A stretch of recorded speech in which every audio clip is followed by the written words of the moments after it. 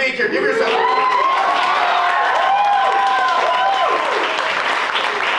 Over the next 30-ish minutes, I'm going to talk about summer camp. I started going when I was 8 years old, and I genuinely believe it's the greatest thing that has ever happened to me. I'm 20 years old now, and I've literally spent a year of my life at camp. I have physically spent 1 out of every 20 seconds on this earth physically at Camp Ramah in New England. When I'm at camp, I feel no need to be anywhere else. When I'm with my friends from camp, I feel no need to be with anyone else. We literally will lose our voices from laughing so hard when we get together. I'm even going back to camp this summer because it's kind of my entire personality if you really get to know me. And as this next 30-ish minutes will show, I clearly have not gotten over it.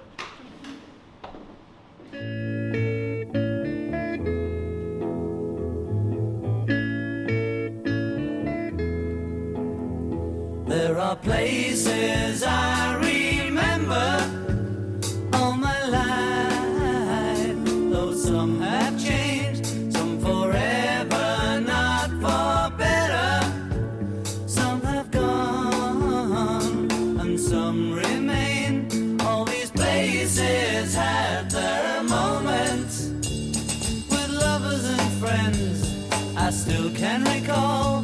Some are dead and some are living. In my life, I've loved them all.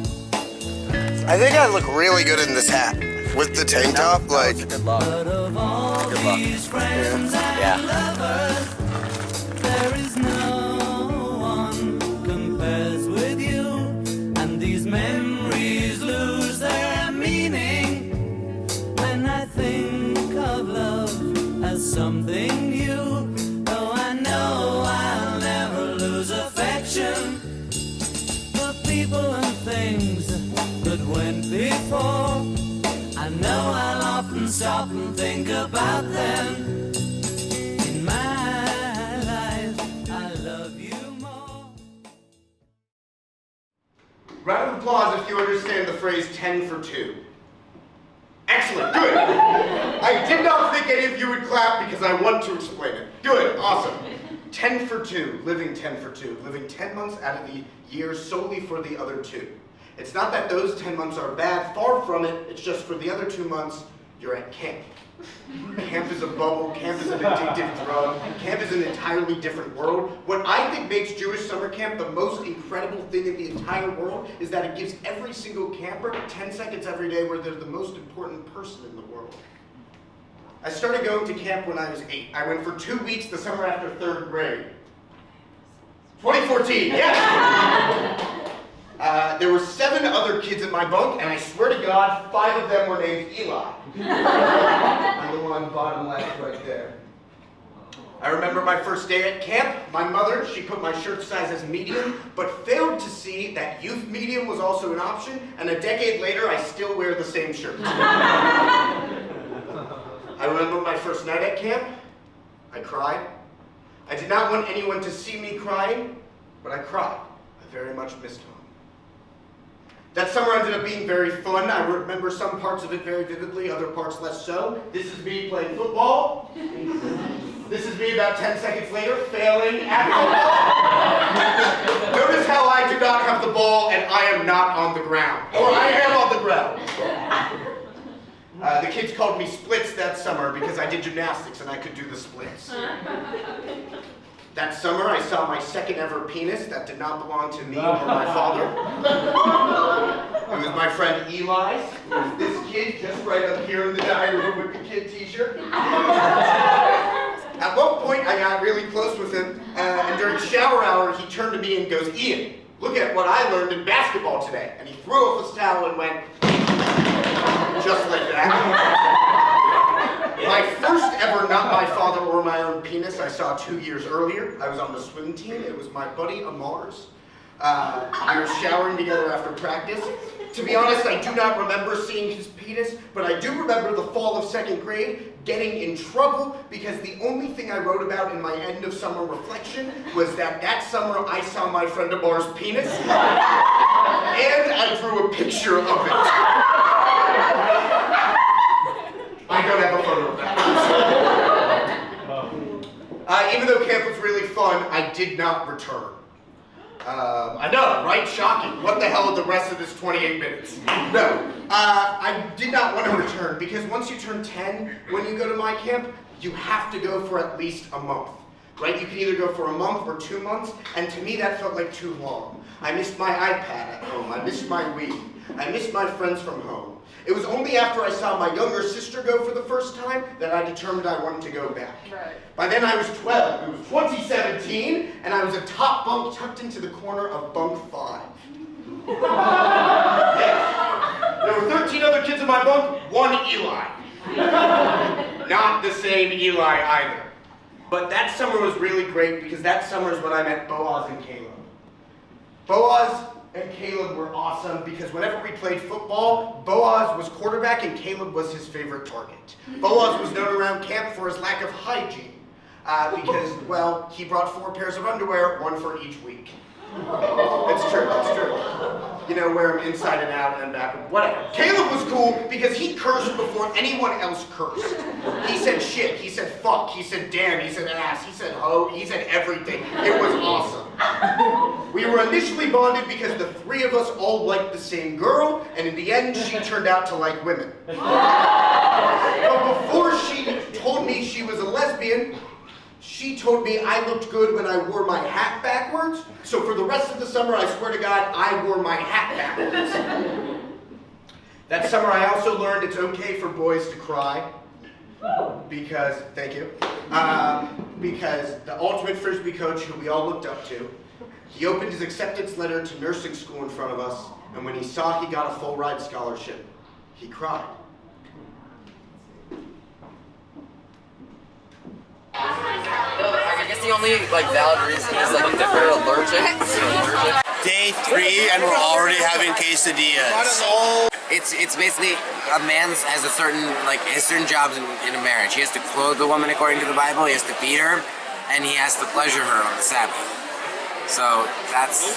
I'm starting to be a man of God.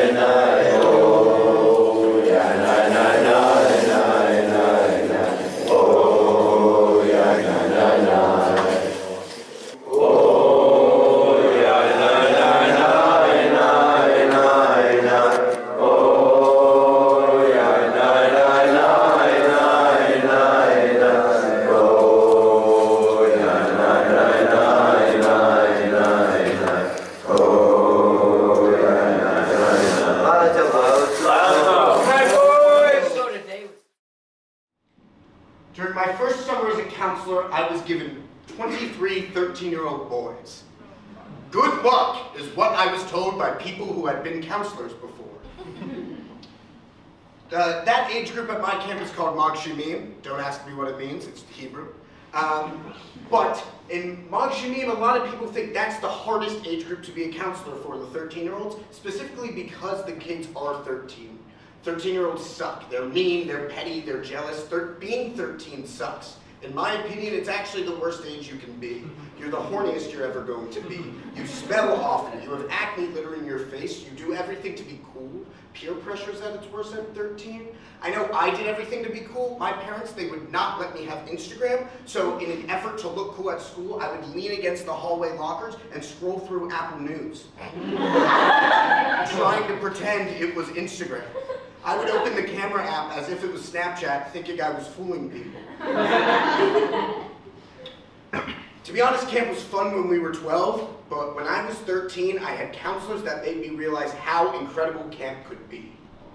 I still talk to these same counselors today. My counselor, Natan, I'll call him, I'll ask him for advice on my drive to work. This guy right here.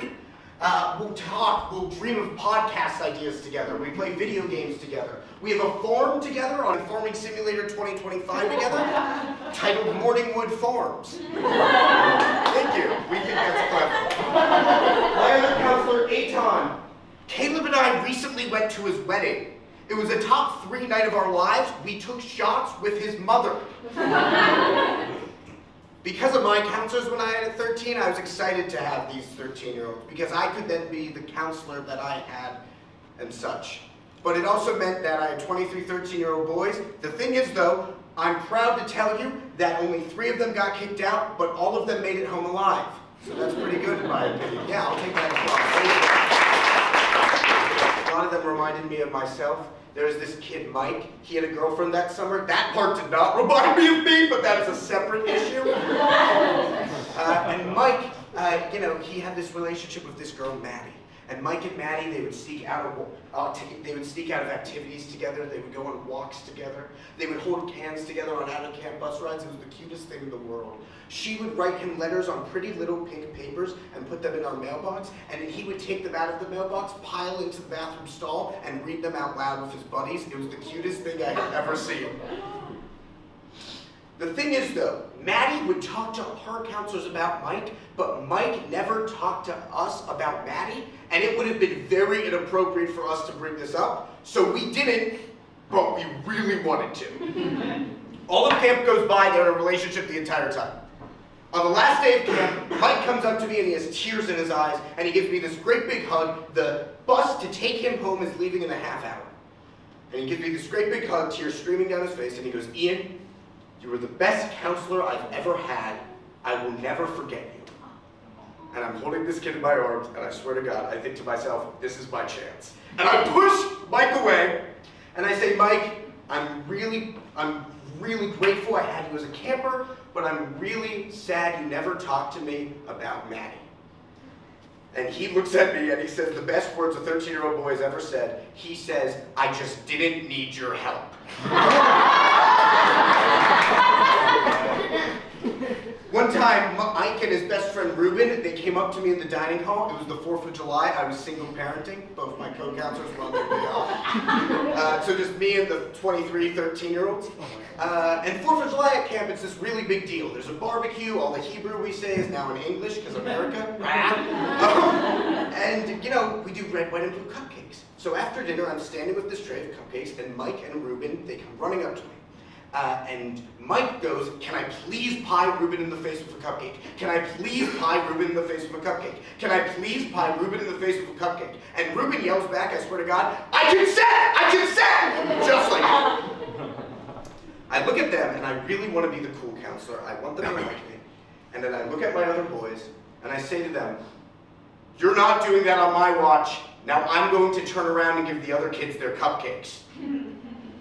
Mike, he immediately slumps over as if I told him no. Ruben, on the other hand, he gets it. He grabs a cupcake off the tray, forces it into Mike's hand, and then yells, that means we can do it, you fuck! The next thing I know, Mike's face lights up, and he winds back so far, and he hits Ruben so hard, not in the face, but in the ear. He hit him so far in the ear that while the rest of my boys were watching fireworks that night, I had to rush Ruben to the infirmary because he had icing lodged in his eardrum. He lost hearing in his ear for 4 weeks. Yeah.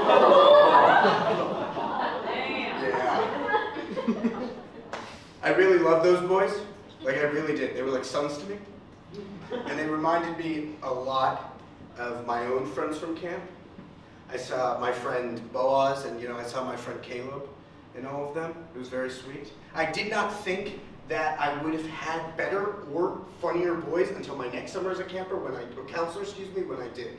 At this point, I'm 19 years old, and I'm given 17, 15-year-old boys. I even had these kids that next year when they were 16. I had them 2 summers in a row. And to be honest, I did not understand how Eitan could invite me to his wedding, and I now understand how I could invite these kids to mine. They're like my favorite sons, they're like my favorite cousins, they're okay-ish on the brother scale, but they're incredible kids, and they're also hilarious. I had one boy, I won't use his real name, but it was David. And David came up to me at one point. Mind you, David's 6'1", 130 pounds, and he sells weed pens at home. David, he comes up to me at one point, he goes, Ian, this summer I'm trying to get with both Ella and Maya. And I go, David, I don't think that's a good idea. He goes, Ian, I'm not looking for moral clarity, I'm looking for advice on how to make this shit happen. Verbatim. I had another kid, Isaac, and at this point I'm single parenting. And you know, both my co-counselors on their day off. And it's well past curfew. And I'm standing on the porch and I'm screaming, where's Isaac? Where's Isaac? You know, curfew was 20 minutes ago, he should be back to the boat by now. And I'm screaming, where's Isaac? Where's Isaac? And then suddenly I see emerging from the woods. Mind you, the last couple of nights, Isaac, he came back disappointed because he had chickened out of his first kiss. So this night, this camp went on for 3 or 4 nights, and we're toward the end of camp. This night, he comes running out of the woods. I see him emerging. He goes, oh, I've done it, lads. Oh, I've done it. He's British. Oh, I've done it, lads. Oh, I've done it. And the next thing I know, all my kids were lifting him in a chair at the center of the book, doing the horror. It was the sweetest thing I have ever seen. Isaac is actually here tonight. Whoa. He's not, but he was supposed to come, and then he got grounded. Yes. It's sad, but it's okay. We understand. To be honest, I'm actually thinking it was better sometimes to be a counselor than it was to be a camper, simply because being a counselor was so incredibly rewarding. Like I said, I saw my friends Boaz and Caleb in Mike and in Ruben. I saw my friend Matthew, and I saw my friend Avi, and this kid named Lior. Lior, by the way, mind you, our star JV basketball player, and the tallest kid we have at 5'3". It was also meaningful having 15-year-olds because that was the summer that I lost due to COVID. But coincidentally, that's when me, Boaz, Avi, Caleb, and Matthew all got really, really close. We would FaceTime all day, we would text all day, we would play video games together all the time. They were the last people I say goodnight to and the first people I say good morning to almost every single day of COVID. And we talked basically all day as if we were at camp together. At one point I was playing video games with some friends from home, and Caleb texts me and he goes, Ian, let's play that video game. And I go, oh, I'm already playing with people. And he goes, nah man, those guys are temporary. We're forever. To be honest, so far that's proven to be true. If there's one story, in my opinion, that really describes us best, it's this. After your final my summer camp is part of 11 different summer camps. They're all sister camps, the Ramah camps. Mine is in Massachusetts, there's 2 in California, there's 1 in Wisconsin, there's 1 in Georgia, and so on and so forth. And after your last summer as a camper, but before your first summer as a counselor, at this point you're going into senior year, you do 6 weeks in Israel together with all the other camps. It's an incredible experience. I highly, highly recommend you do. Not that you guys aren't going into 12th grade anytime soon. I mean, you do all the Taurus things, you do all the Jewish things, you do all of the geopolitical stuff. You learn so much and meet with peace activists. It's incredible. Part of this 6 weeks is a 4-day, 40-mile hike from the Sea of Galilee to the Mediterranean Sea. Yes, it's very intense. Boaz, mind you, let me set the stage, he did not want to go on seminar at all. But he said that if 3 out of the other 4 of us go, he would be number 4. Me, Avi, and Matthew all were like, yes, we are going. Caleb, on the other hand, said no, he doesn't want to go. Instead, he's going to do a pre-college music production at NYU, like a program where he would work with notable artists such as Mo Guap and Lil Ranch. Those were their names, truly. He ended up not even getting it to NYU, but that's a different story. It's okay, I didn't either, so that's okay. Anyway, we start this hike, 4 days and 40 miles, exactly as you would expect, with a 10-mile hike. and we've got all of our food for the 4 days on our backs for lunch and breakfast, and we've got pots and such.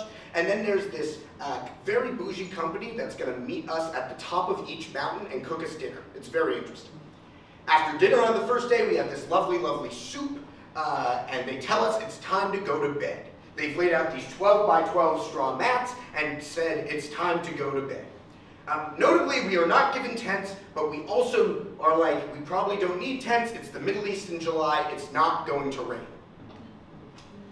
Sleeping in order, shoulder to shoulder with our bags at our feet, goes Matthew, Boaz, me, Avi. We're as tight as can be. About 2:30 a.m., Boaz, he wakes up and he needs to pee. So he gets up and he looks around, and suddenly he gets back down on the ground and he wakes me up. And he says, Ian, wake up, there are jackals. And I go, Boaz, don't be ridiculous, there are no jackals. And he goes, no, there are jackals. And I peek up my head, and sure enough, there's a fucking pack of jackals, going through people's camelbacks and taking people's food. I had a large-ass salami for 4 days to eat. For some reason, this does not bother me, and I'm able to fall back asleep. Boaz, mind you, grew up 69th in Amsterdam and New York City and doesn't even do the Bronx Zoo. He hates animals. About an hour later, it's about 3:30, Boaz wakes me up. He hits me. And I go, Boaz, go to sleep. And he goes, Ian, there are wolves. And I go, Boaz, go to sleep. There are no wolves. And he goes, Ian, look, there are wolves. And sure enough, there's a pack of wolves going through the camp, including a wolf puppy, I guess, right here, directly staring at Boaz next to Matthew. For some reason, again, this does not bother me. And I fall back asleep. About 45 minutes later, Boaz starts violently hitting me. I wake up, I have bruises on my arm the next morning, and I go, Boaz, what? And he goes, Ian, there's a boar. And I go, no, there's not. And he goes, yes, there is, there's a boar. And I look up, and I swear to God, as close as I am to you right now, there's a wild boar. This thing had to be about 600 pounds, staring directly at me, going like this. Boaz immediately wakes Matthew. I immediately, this is what a wild boar looks like. Matthew takes one look at this thing. He pops his head up, he puts a bucket hat over his eyes, he puts earbuds in his ears, and starts reciting the phrase, see no boar, hear no boar, is no boar. See no boar, is no boar. See no boar, hear no boar, is no boar. Boaz at this point is in the fetal position having a panic attack. He is shaking and pee is streaming out of his face, going down my leg. He is crying. On the other side of me is Avi, who Avi is blind as a bat, without his glasses in the daylight, and in the night, he thinks we're pranking him. He doesn't think there's a boar at all. Matthew, see no boar, hear no boar, is no boar. See no boar, hear no boar, is no boar. See no boar, hear no boar, is no boar. Boaz, shaking, crying, peeing, outside. Boaz, shaking, crying. Literally, he's peeing all over me. And for some reason, time to me goes in slow motion, and I look around at my best friends, and I look directly at this boar staring directly at me, and I start laughing harder than I've ever laughed before, thinking my friends and I are about to die. 4:45 a.m. hits. And by the will of God, our tour guide's alarm goes off, and the boar is scared away. Everybody wake up, wake up. And the boar left. Wow. That next morning, Boaz, mind you, 3 hours after this happened, I got a call from my mother asking if I was okay. I don't know how. No one told her. She just knew. I thought that was funny. Okay. But that morning, we go to our tour guide, and Boaz asked about our encounter with the cast of The Lion King. And this tour guide, mind you, her job is doing this hike for American teenagers. She literally does this 5 times a month. 4 days on, 1 day off, rinse and repeat 5 times a month. That's her entire job. She goes, oh, you mean the jackals? You saw jackals? And he goes, yes, what about those jackals? We were not prepared. And she goes, oh, jackals, if they see you, they'll run away. They're very scared of you. And Boaz goes, okay, well, what about the wolves? And she goes, wolves, you saw wolves. Oh, if they see you, they'll run away. They're very scared of you. And he goes, well, what about the boars? And she does a double take. And she goes, boars? You saw boars? And he goes, yes. He goes, oh, well, if you get up and they see you, get back down.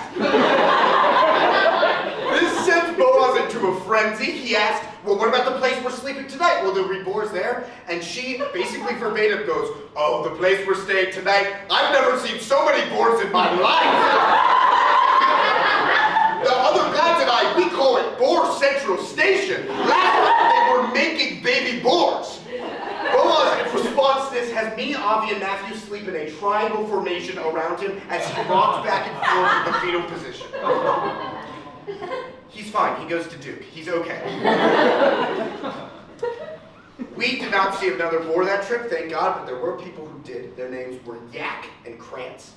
And Yak and Krantz, they go to the camp in Canada, and they saw the boar. They stood up because they need to pee, but they saw the boar going like, so they got back down.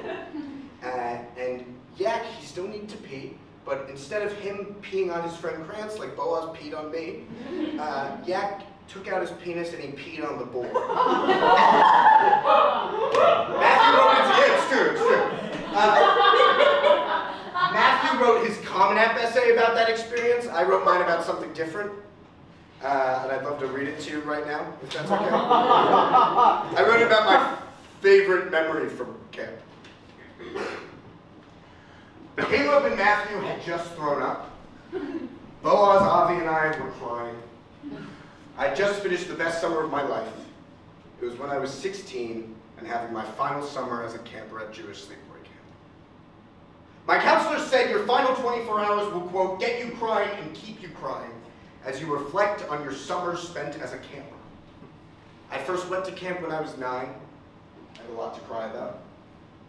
Ironically, in all my years at camp, my best memory comes from the tail end of those very 24 hours. At this point, the sun had come up and our final campfire had been extinguished. The previous night was quite literally spent dehydrating ourselves from crying.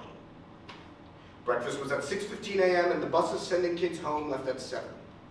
I'd soon be leaving a place I'd call home for 8 weeks every summer since I was in 3rd grade. I didn't cry that night when thinking about leaving behind the crappy bunks with no AC, or the gazebo by the lake where I had my first kiss. I didn't cry when I thought of leaving behind the tortellini served every Saturday night that most Italians would be insulted by. I cried because I'd soon be leaving the people who I'd spent every single perfect summer day with. At camp I have 4 best friends, Boaz, Avi, Caleb, and Matthew. Together we are a group, Bakken. The 5 of us are split between New York City, Connecticut, Vermont, and the suburbs of DC. We don't see each other much during the year, apart from FaceTime calls and Instagram posts. We live hundreds of miles apart. Camp is our time together. Thought it was double-sided. Boaz, through a camp-sponsored raffle, won a brick in the Horseshaw. The Horseshaw is a central camp meeting area where we do Friday night services. Within the Horseshaw is a brick-lined courtyard. The bricks themselves are fit with engravings and dedications, typically reserved for special events and milestones, bar mitzvahs, weddings, etc. And Boaz declared that the brick he won would be dedicated to the 5 of us, Bakken. During final breakfast, Avi decided it was only right for us to visit our brick, together one last time. Once we got to the Horseshaw, we circled around our brick. We stared at it for longer than you could ever imagine staring at a brick for. The brick itself contained inside jokes only the 5 of us would ever understand, a reference to Borat, and our own unique sign-off. It was perfect to us, and it was perfect for us, seeing as there was even an unintentional spelling error. Thank you, Boaz. We continued to stare at it.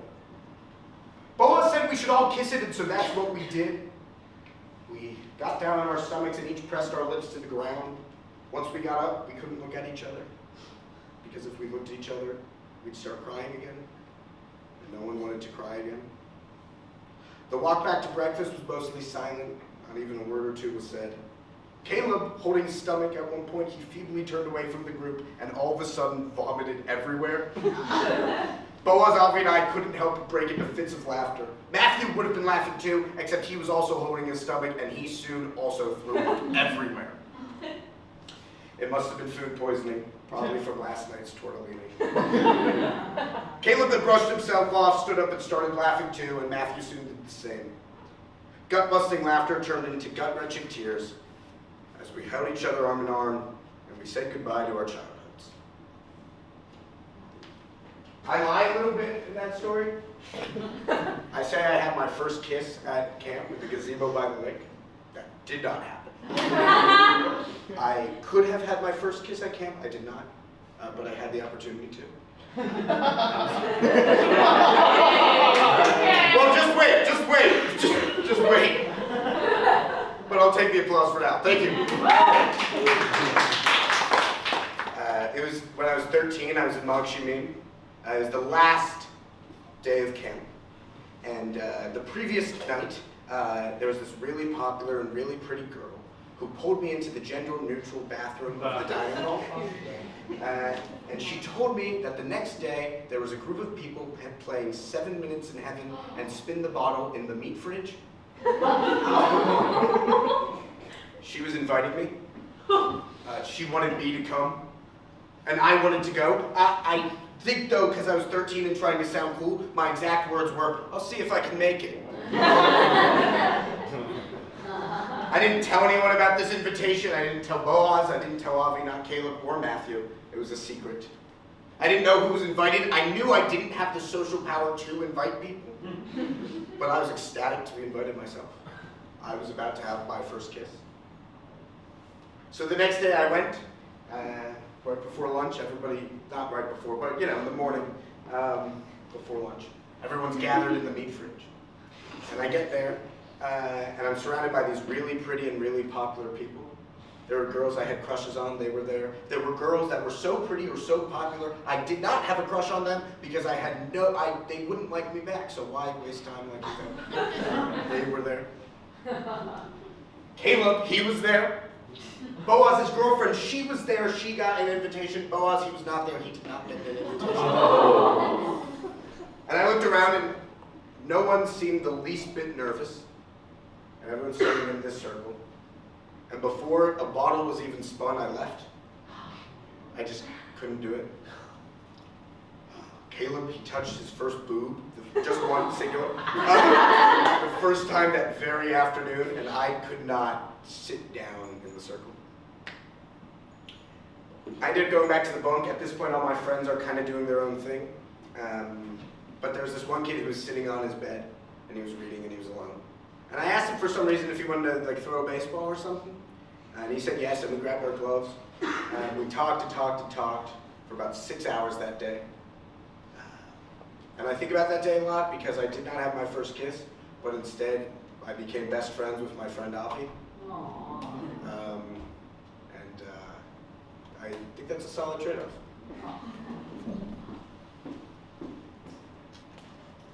What's happening? What happened to the sound? That's a great question. Oh, Yeah. God. There we go. Oh. Wait, let's roll that back. Lights up, Yeah, please. roll it back. Roll it back. We can do this. I think about that day a lot. Because, you know, I did not have my first kiss. That kid ended up being my best friend, Avi. Woo! Yeah! In the end, I'd say that's a solid trade. Yeah!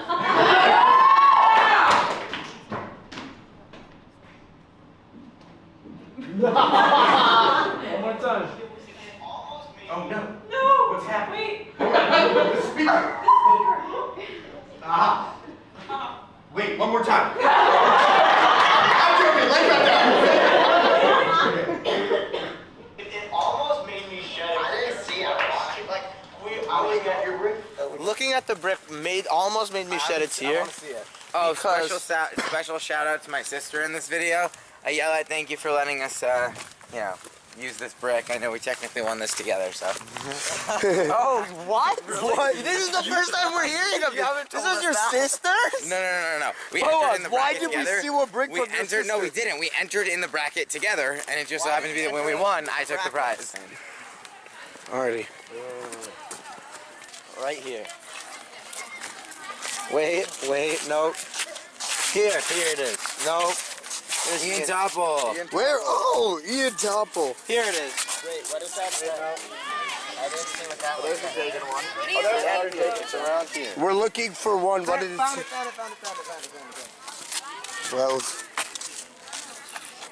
Well, Space, laser. why does it have the quotes on it? I don't know. What? It's got the quote marks. That was you. Boaz. Because you put it in quotes. You were like, let's do this. No, because when I sent it to her, I'm like, hey, can we please put this? So I wanted to mark where Pamela knew to put it. God So like, no, it's damn not my fault. This is so hard. Boaz. I said, can you please put Okay, we're this? going to And Pamela then I during put it night. in quotes. Hilarious. We're going to Pamela during night. Oh my God. But that's amazing. Well, so beautiful. Boaz, Avi, Caleb, Ian, Matthew. And they've 21. Wow. Good thing we didn't do bacon, because that wouldn't be kosher. Oh, I know I'll never lose affection for people and things that went before. I know I'll often stop and think about them. In my life, I love you more.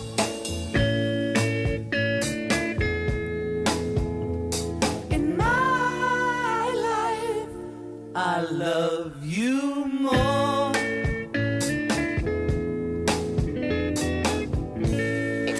Nice. Wonder. I love that. I think the quotes add to it. It adds our little idiot touch.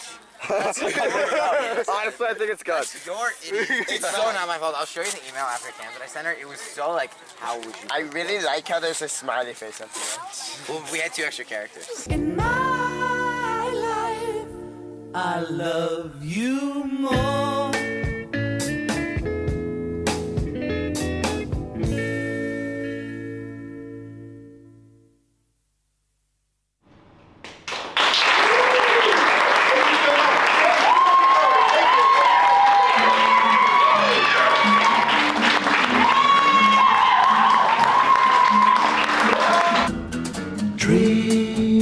Trees swaying in the summer breeze, showing off their silver leaves as we walked by. Soft kisses on a summer's day, laughing all our cares away, just you and I. Sweet, sleepy warmth of summer nights, gazing at the distant lights in the starry sky. They say that all good things must end someday. Autumn leaves must fall. But don't you know that it hurts me so to say goodbye to you? Wish you didn't have to go. No, no, no, no. And when the rain beats against my window pane, I'll think of summer days again and dream of you.